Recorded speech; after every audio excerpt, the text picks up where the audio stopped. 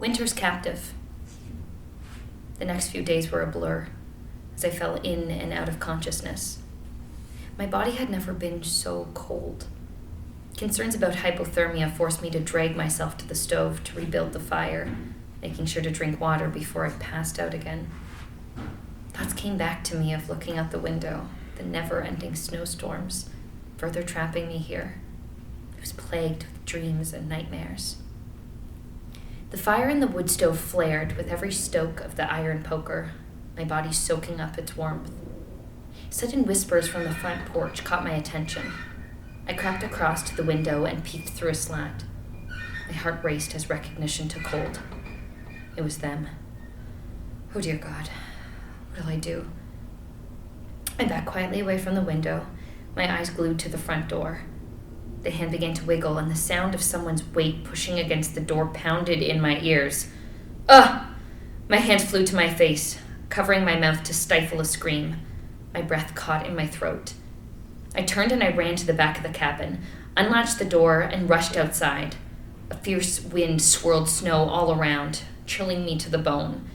Blinded, I raced behind the sheds. I saw an old water tower. A wooden ladder led up to the top. My focus became that platform. There she is, Bobby yelled. The climb took away my breath and filled my lungs with cold air. Gary and Bobby stood below, laughing at me. I wrapped my arms around my body to protect me from the cold. Understandable with one glance at my socked feet, bare legs, and oversized sweatshirt. Gary waved an arm. Come down, bitch. Don't make us come up there and get you. Tears stung my eyes and froze when they reached my cheeks. No. He reached into his pocket and pulled out a gun.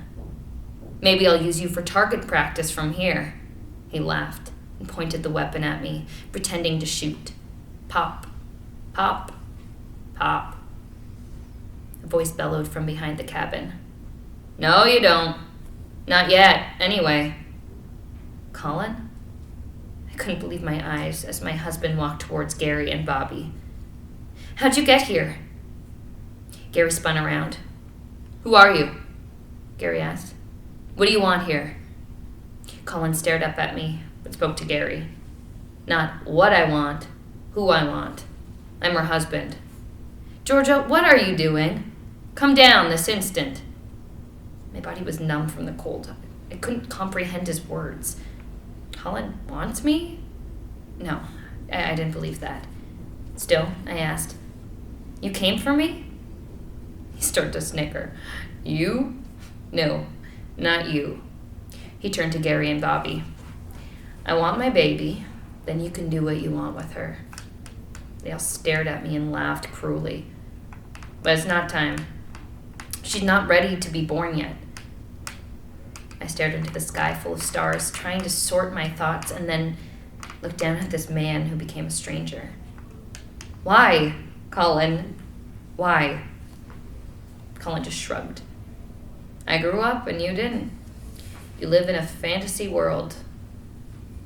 My eyes searched the sky again and focused on the Pleiades constellation, home to the Lemuroids, higher souls who came to live in Lemuria before Atlantis, according to mythology. I want to live in their world, to float free and know their wisdom. One way or another, you're coming down, bitch. Hard or easy, it's up to you, Gary said.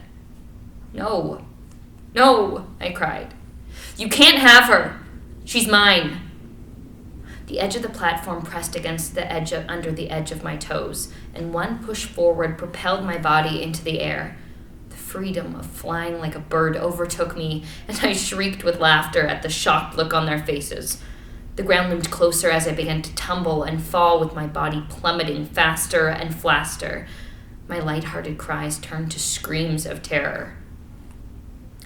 The mournful cries of the wolves jolted me awake. Yuck. My bedding and clothes were damp. My fever had finally broken. Combined with the chilled air and the lasting effects of my recent nightmare, I shivered under the blankets. My watch revealed that 4 days had passed.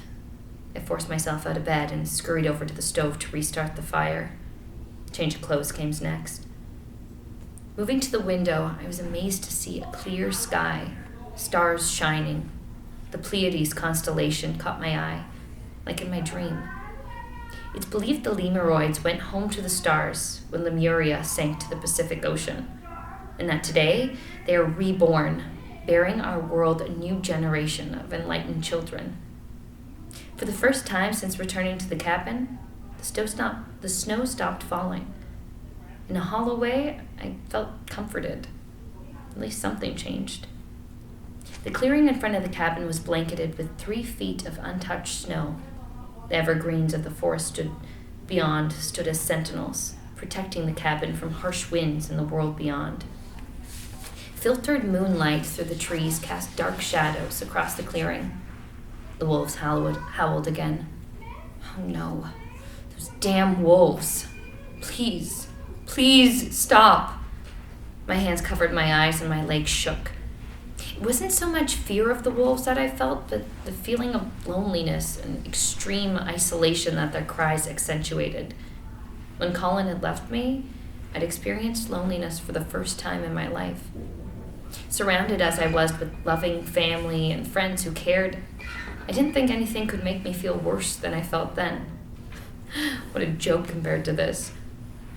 The thoughts of death were in my life for a while. 5 months previously, when Colin left, I'd wished for it. The day of my kidnapping, I thought I'd be killed. And now I didn't want to die. But who was I to think I was in control? My tracks to the cabin were well covered. My enemies would never find me. That meant my rescuers might not as well, if there were any. Was this a sanctuary or a tomb? Stay or leave? I had no idea in which direction to head.